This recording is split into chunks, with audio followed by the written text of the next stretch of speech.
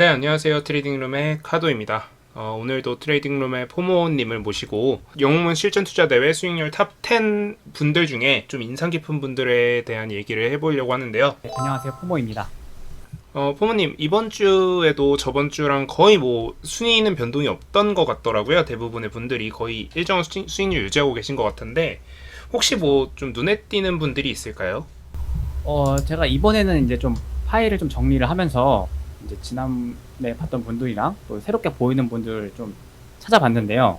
이번 주 같은 경우에 좀 특징적인 부분이 있더라고요. 순위 변동에 있어서 이제 크게 변수를 줬던 게 뭐가 있나 보니까 그 무상증자 종목에서 좀 순위가 크게 변동이 갈린 게 많이 보였더라고요. 그래서 이제 그런 것들을 좀 몇 가지 특징적인 종목들을 제가 정리한 엑셀 파일로 보면 될 것 같고요. 일단 기본적으로 이제 1억 리그랑 3천 리그의 1등이랑 2등분 중심으로 좀 제가 정리를 많이 했고요. 거기서 이제 가장 수익이 많이 난 종목과 좀 손절이 좀 있었던 종목, 그 두 가지 종목씩 제가 근데 지난번과 좀 다르게 제가 직접 그 매매 타점을 이미지로 다 이렇게 다 찍어봤어요. 좀 쉽게 보려고. 너무 그 차트 띄워놓고 보니까 오래 걸려가지고. 그래서 그것들부터 먼저 한번 카도님이랑 같이 좀 리뷰를 해보면 좋을 것 같다. 그래서 한번 같이 보면 좋을 것 같습니다. 먼저 이제 1억 리그부터 보면 될까요?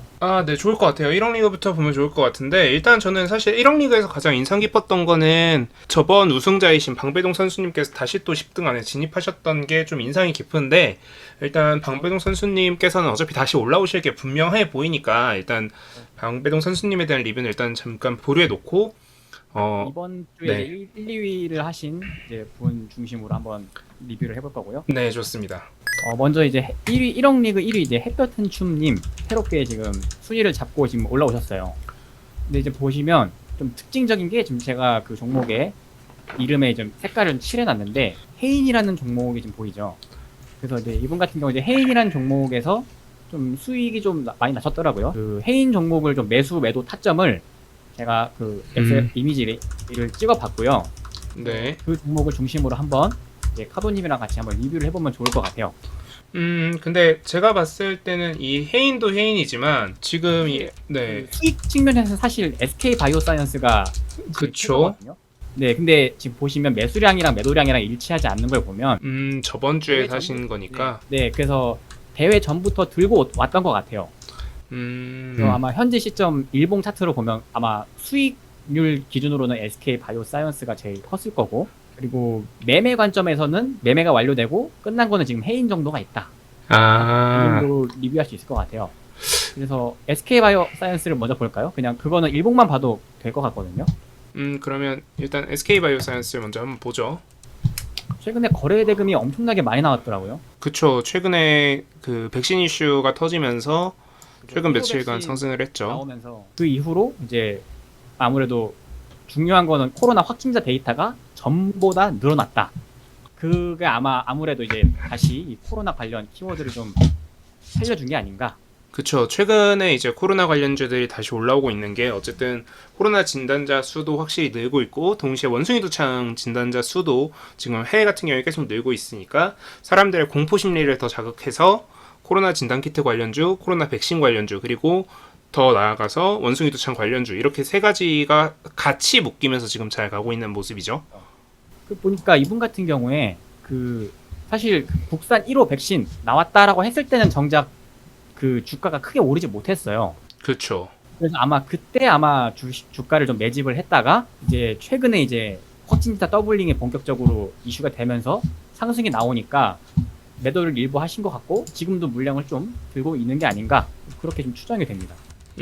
지금 아까 보니까 물량이 3억 3,800만 원 정도였고 매도량을 보니까 13만 280원 정도가 지금 평균 매도 단가인데 거의 뭐 고점 수준에서 매도하셨네요. 근데 뭐 이 정도면은 분할 매도됐다라는 걸 고려하면은 뭐 거의 14만 원대까지 평균적으로 매도를 했다라고 보는 게 맞는 것 같고, 되게 이거는 되게 엄청난 수익을 안 으셨을 것 같네요.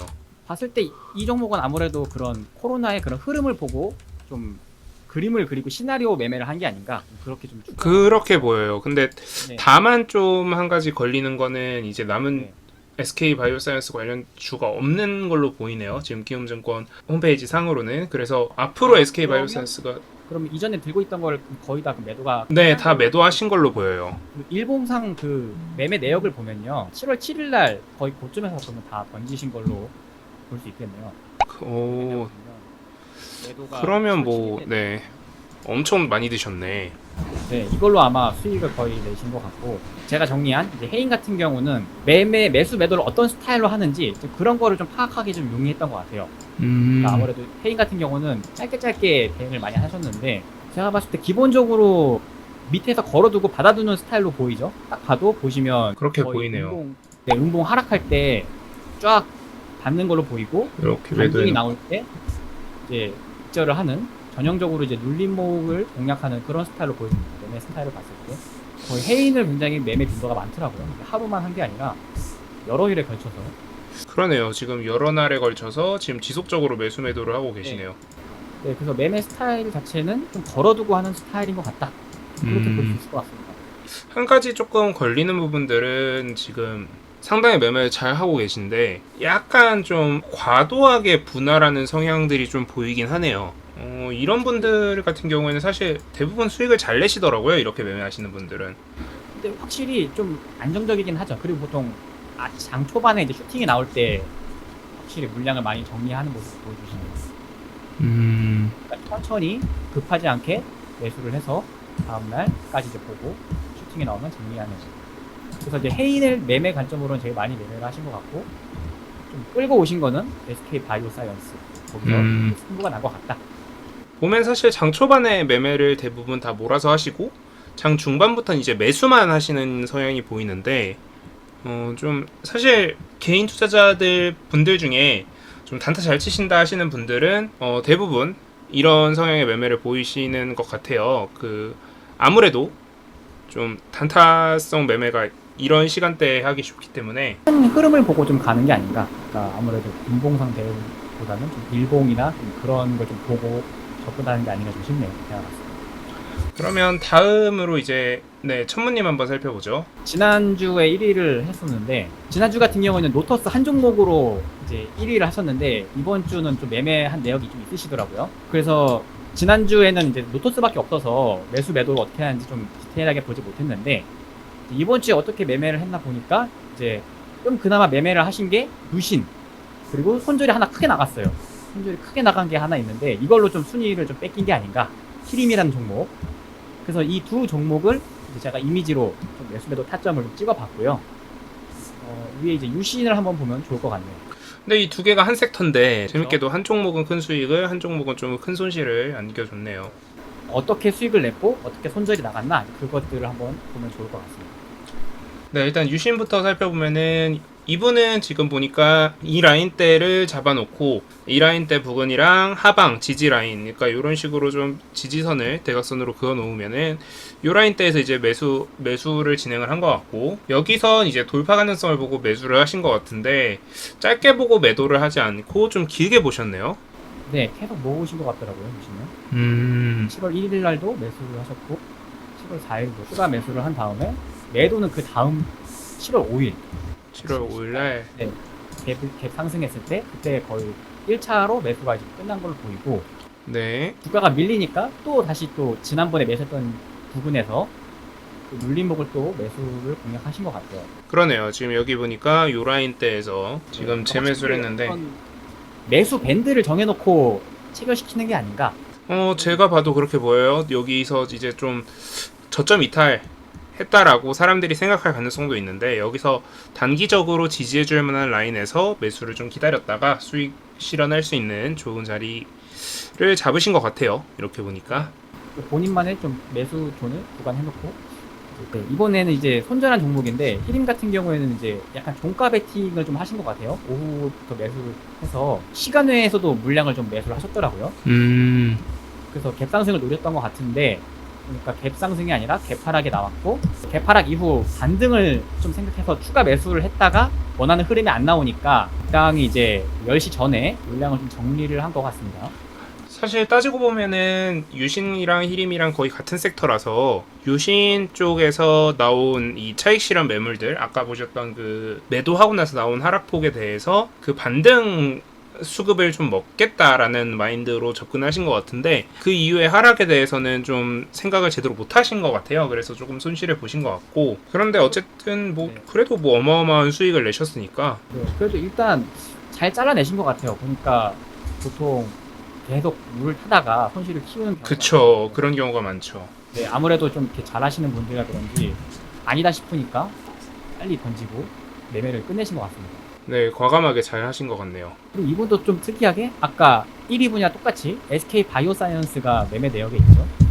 그러네요. 어쨌든 상위권 분들의 매매 종목이 이렇게 이런 식으로 겹치는 경우가 굉장히 많이 있습니다.